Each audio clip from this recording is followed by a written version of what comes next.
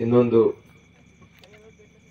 ಈ ಮುಖ್ಯ ಮಂದಿರ ಇದೆ ನೋಡ್ಲಿಕ್ಕ ನನಗೆ ಅವಕಾಶ ಸಿಕ್ಕದ, ಅದಕ್ಕೂ ಧನ್ಯವಾದಗಳು ಹೇಳ್ತಿದ್ದೇನೆ.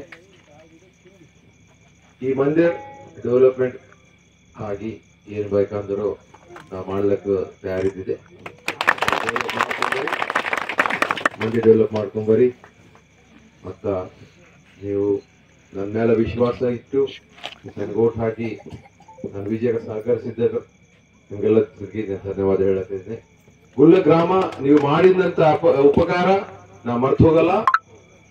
ಗುಳ್ಳ ಗ್ರಾಮ ಅಭಿವೃದ್ಧಿಗೆ ನಾ ಈಗ ಬರ್ಲದ ರೋಡ್ ಚೆನ್ನಾಗಿದ್ದಿಲ್ಲ, ಅವೆಲ್ಲ ಮಾಡ್ಸರಿ.